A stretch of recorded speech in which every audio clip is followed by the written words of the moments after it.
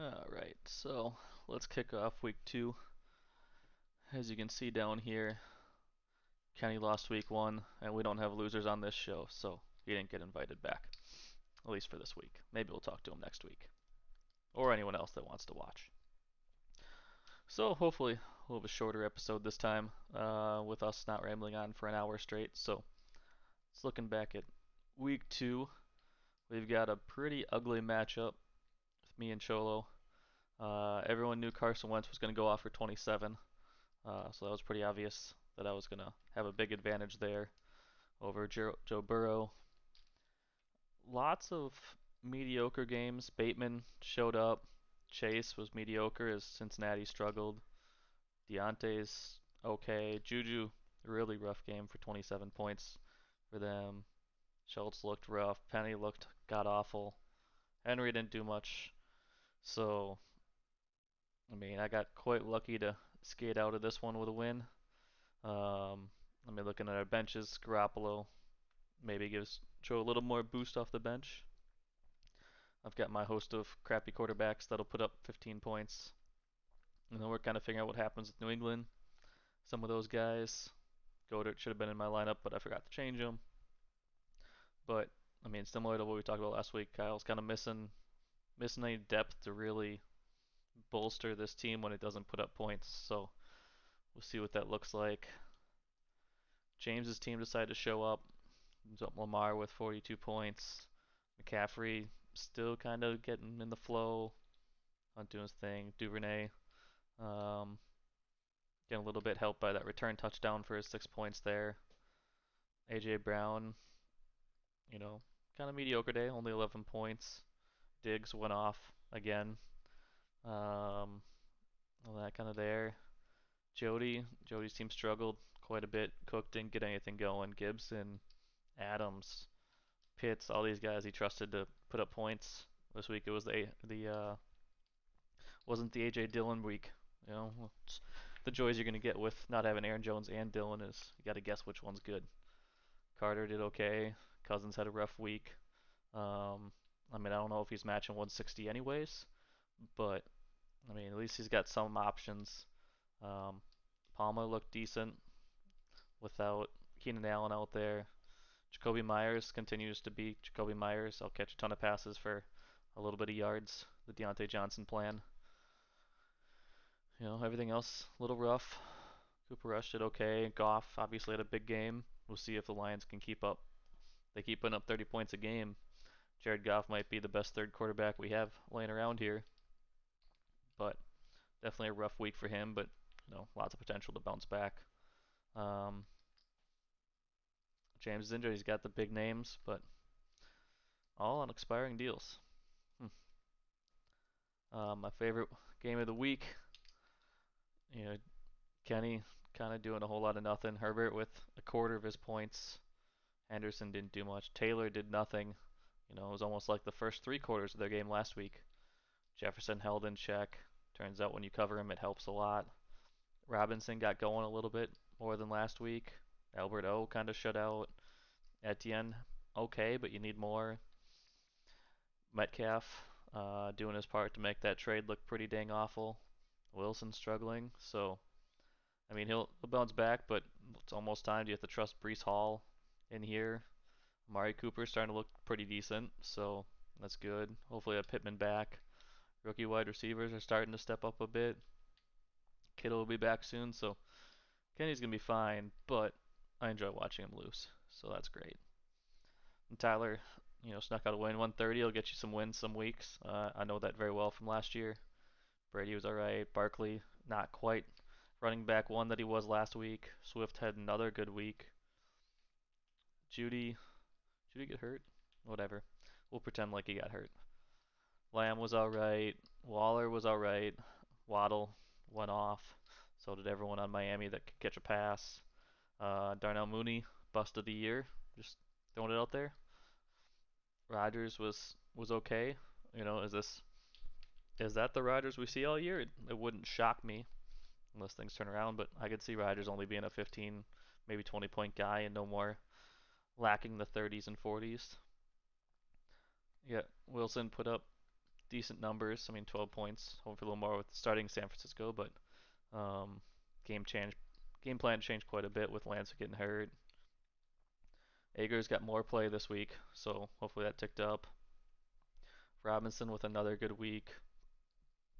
Watkins did all right. Drake London looking like one of the best rookie receivers out there too. Dotson looking great. So I mean, he's got receiver depth. Tight end's a little rough, but I mean, he's Tyler's team looking pretty dangerous if he can figure out which receivers are the ones to start each week. Going down the shootout of the week, Steven and Luke. I was rooting for Luke. I had a whole meme ready to go. Now it's ruined. I'm so sad. Hurts did well. Chubb went off. Mixon, kind of a rough day. Cincinnati struggled all day. Cup did Cup things. Evans got kicked out of a game. Mm, shocker. Everett did all right. McLaurin, maybe not the McLaurin of old. You know, I don't know how that $44 contract's gonna age here. CEH looking like that trade for him wasn't so bad. Tyler Boyd, yeah, may I interest you in a Jacoby Brissett for a third round pick? I'm just saying you need some help. So just saying. Patterson continuing to be inconsistent. Goes off last week. This week puts up 4 points. Mostert got carries, so if that keeps up, but next week, what does it hold?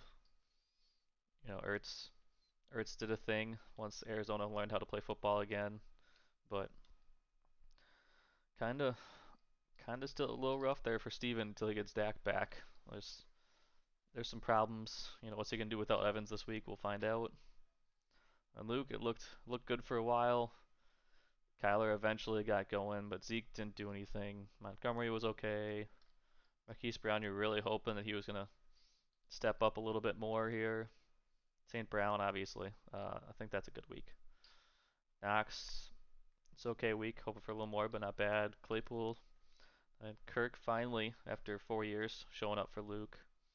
Fields, you know, he's right on the edge of it. You know, 70 yards. You know, one more big play, and he's a 300-yard passer there. So there's good potential. I mean, Pollard went off, 19 points. What does that look like? Does Luke start playing them both? Does he pick the right one each week? You know, kind of the rest a little rough. Nico Collins getting some hype. So, I mean, Cole Kmet, big big zero again. So I mean, Luke's team's looking up as long as he can pick the right Dallas running back. It seems it was right there. I mean, 148 is going to win you most weeks in this league. So the final one, poor T. Wells just getting slaughtered again by no fault of his own. Jimmy team just everyone putting up points. It's Aaron Jones week. Eckler was alright. Tyreek happened. Adam Thielen been down though. We'll see if that keeps up. Andrews with a good week. Heck, even Corey Davis showed up for once. DJ Moore doing okay. Stafford rebounded well. You know, Matt Ryan. What is that Colts team? I have no idea. Um, you look at it, a lot of the guys. Lockett did some things. So does that keep up? Does it not? He's got a trove of tight ends that put up 12 points. So you know, he's got tight end depth, but if he loses some of his other top guys, I'm not, you know, we'll see what it means at wide receiver. Are these guys going to be consistent? You know, is Lockett when Godwin gets back? So Jimmy's looking up. T. Wells, just unfortunate. 130 is not a bad score either, but Ingram filled in. Cook said mediocre day. Sanders mediocre. Thomas put up 20 again, which is big, but Kelsey has a really down game by Kelsey standards. Debo was okay. Not quite what you want to pay him to get that, but I mean Tua went off. Just not a lot of help. Obviously, Dobbins gets back, that'll help them a lot. Pierce keeps getting fed the ball, that'll be good. Curtis Samuel looking like a revelation in Washington. He can keep touching touchdown passes for me. That'd be great. I need Wentz to keep scoring.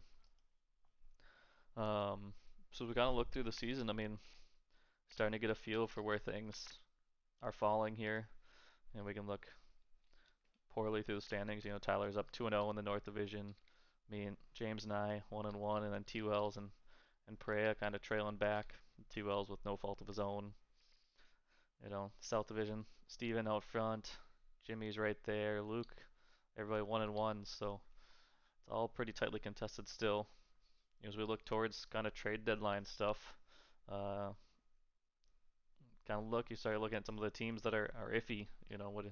What does Kyle do? Who does he sell? Does he look at offloading some of these mid-tier running backs and getting what he can? The Connors, Edmonds, um, Juju's, those type of guys. Sutton, what can he get? None of them are really big studs. Does Kamara turn around and maybe doesn't have to sell? Madison, Allen, a lot of expiring things that have some value, but no big names to sell for big picks.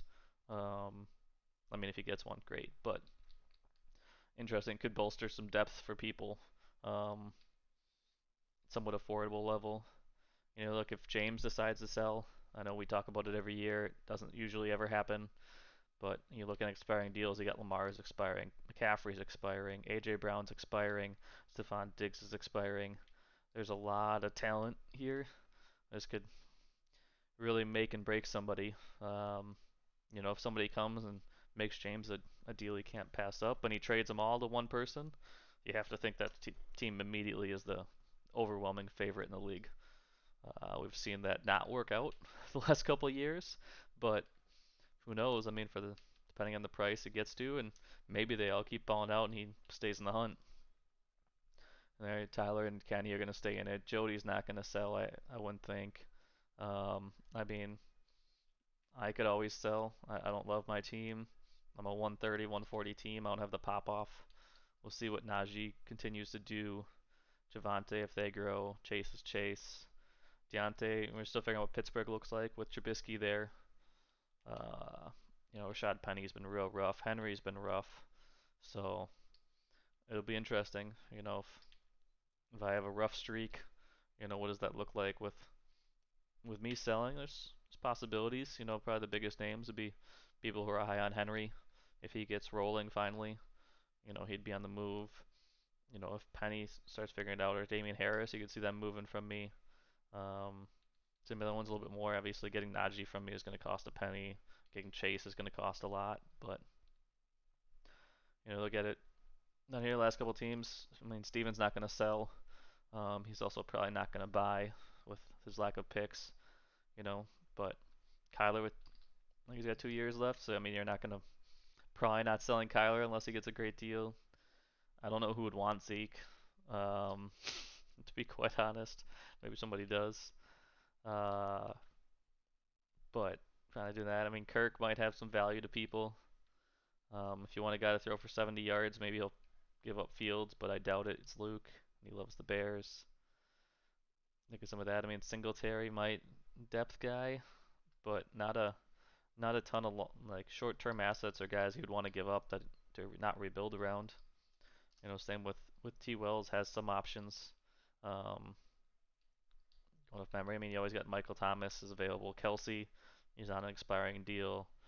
I want to say Debo is too, but I could be wrong. Those are some big names that could make a big impact if he decides to sell. So, if he builds around other stuff, Stabbins expire this year, maybe next year. I don't remember. Um, Must be an after next year. So, does he sell Dobbins? Depends on his timeline. Depends how he comes back. But Curtis Samuel, could see him moving if get a penny from him if he keeps it up. So we'll see how these next couple weeks keep going. I expect we're a couple weeks away from anyone realizing they're really going to sell. Um, but we'll see. I mean, with the Cholo's season's not looking good, so maybe he looks to move pieces now and get a little bit more of a premium to trading off his guys, in week 3 compared to week 10. Try to collect a little bit more logically there, but other than that, James just put up 160. Not sure if selling is going to be on his mind right away. Luke looks competitive. It's on the upswing. T. Wells still looking to compete and has good, has been decent if it weren't for running into, 180 plus 2 weeks. So we'll see. I think it's going to be interesting. Not a whole lot of waiver action, so it'll be interesting. Week 3 already. It'll be a good one. You got James and I going at it. Jody and Tyler, the grudge match for family members. T Wells trying to get on the board against Kyle. Somebody's got to win their first game there, or they tie, which would be a total them thing. Steven looking a little rough already here. Having to trust Cordell Patterson and Tyler Boyd again isn't exactly the dream. So Kenny and Luke. So we'll see what this week brings, but got 7 more weeks of trade deadline talk until we can put that behind us. But other than that, until next week, if I continue doing this, feedback's appreciated. Ideas, whether or not you actually watch it, would also be great to know. So have a good one. Good luck to everyone this week, except for James. You can suck this week. That'd be great. I need wins. So have a good one.